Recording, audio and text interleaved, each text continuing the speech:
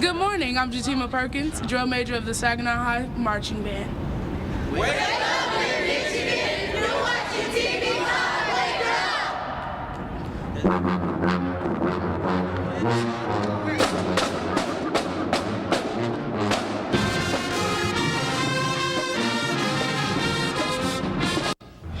Live and local with coverage you can count on. This is WNAM TV5 Wake Up. Now that is how to start off your Friday. Thank you so much for waking up with us. That was your morning wake-up call from the Saginaw High Trojans Marching Band. Thank you. Guys, that was terrific, wasn't it? I am Colette Boyd. That's right. It was pretty exciting. You know, they're an exciting group, and they're award winners. They're going to be playing, they're going all over the place. They're going to the Gator Bowl. Yeah, good for them. Yeah. That's cool. They're raising money for that, so that's right. Throw money their way. They deserve it. You need to listen to them. Yes. Thanks, guys. Saginaw Trojan High School Band. That's right. Cool. Gator Bowl bound in January. I think they're playing for the weather, too, because it's so nice. It is beautiful. Yes, they're playing for this. It is so nice outside. Yeah. You know, you open the door and it's like, it is, thank you. Yes, it is easy to breathe air. Extremely. Clear skies, warm weather in our forecast today. Sunshine, even more importantly. So we're on a good streak right now with that sunshine. This is a look at your first Warn 5 pinpoint Doppler radar at MBS in 3D. Just like yesterday, starting out today without any issues precip-wise if you're in Midland, Bay City, or in Saginaw. We'll zoom in close to US 127, Harrison, Clare, Rosebush, Mount Pleasant, down to Alma.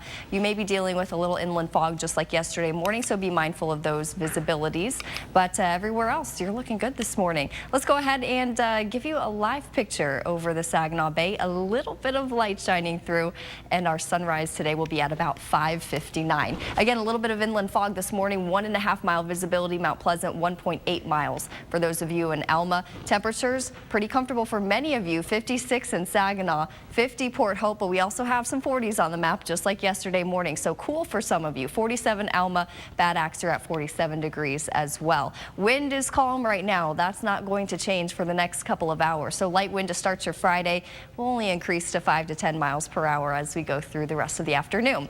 9 o'clock this morning, a lot of sunshine, 60 degrees. We'll already be in the low 70s by lunchtime.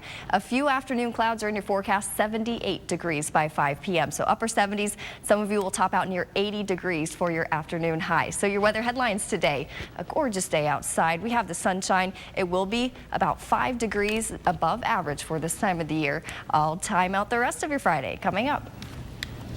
And now for your on-time traffic report. No stops, delays, or jams as you head out this morning. The roads are looking pretty clear from I-75 in Saginaw all the way down to Flint. We'll take another look at traffic in our next half hour. Prepare for sticker shock at the pump. Gasoline prices across mid-Michigan jump big time, approaching the $4 a gallon mark. You see the prices right there, $3.95 across the screen. Experts say it's because crude prices are close to their highest level this year. Mid-Michigan prices are about 30 cents a gallon above the national average. And we have a consumer alert to pass along to you this morning. Ford is recalling 1.3 million vehicles. The automaker says several of its SUVs could lose power steering while you're driving. The 4 recalls include the 2008 to 2011 Ford Escape, Mercury Mariner, Ford Explorer, and the 2010 to 2014 Ford Taurus. The company says the government has received several reports of crashes linked to that steering defect. New documents released this morning show another delayed recall from General Motors. The automaker recalled a small number of Pontiac G6 vehicles in 2009, but waited more than 5 years to call back 2 million cars with that same problem. GM says the problem centering around a faulty brake light system has led to 13 crashes and 2 injuries. The company already faces a federal investigation over why it waited a decade to recall 2.6 million cars over a faulty ignition switch. But despite the recall, troubled reports show GM officially one of the most profitable companies in the world. That's just 5 years after the automaker filed for bankruptcy. The automaker has earned a stunning $22.6 billion since it was bailed out by the U.S. government, and it's repaid every dime it owed taxpayers. GM is now more profitable than a third of the companies in the Dow Jones Industrial, including Verizon, American Express, and Boeing. Big news today for Flint. 8 new Michigan State troopers will be assigned to the city. There will be an official graduation ceremony at 1 p.m. today. A total of 82 troopers will be sworn into office at the Lansing Center. Governor Snyder is expected to give the keynote address. But even though the cash-strapped city is getting 8 new troopers, it's paying tens of thousands of dollars for a public safety study. The city of Flint says the point of the study is to look at staffing and resources to make the police and fire departments run more efficiently. But residents are wanting to know how the city can afford the cost, which is just over $85,000. We're told the study is underway right now and should be wrapped up this fall. Count on WNEM TV5 to bring you the latest on this story as it develops. In news across Michigan this morning, the American Civil Liberties Union wants a judge to order the state of Michigan to recognize hundreds of same-sex marriages. They took place in March after a judge struck down the state's ban on gay marriage. The state isn't recognizing those marriages until its appeal is heard. Yesterday, the ACLU asked a judge to issue a preliminary injunction during the appeals process.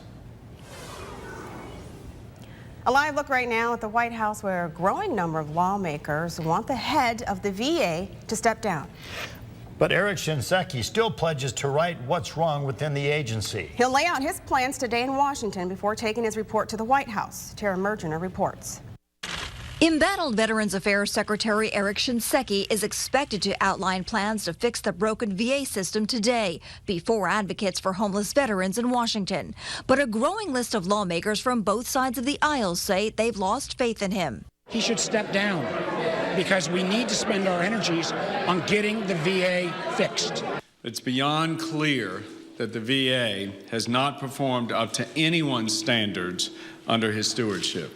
A preliminary report released by the Inspector General Wednesday confirmed delays in care for veterans throughout the VA system. Shinseki met privately with veterans groups and lawmakers Thursday. He's due to take results from his own review to the White House today. The president wants to see the results of these reports. He believes there ought to be accountability once we establish all the facts.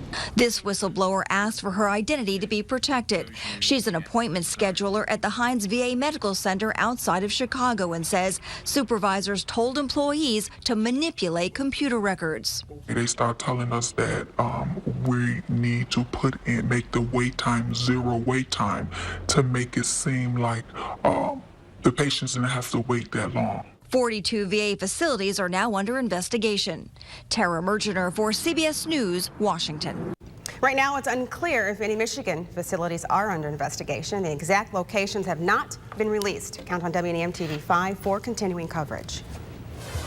Picture perfect. You remember getting all dressed up for your high school yearbook photos? Oh, that was fun. Well, imagine this. All the energy and effort went down the drain, only to find your yearbook selfie Photoshop. Well, that was the reality for some high schoolers in Utah, and that's our morning talker today. The female students say they're furious about changes made to their yearbook photos. The girls say the pictures were digitally edited without their knowledge.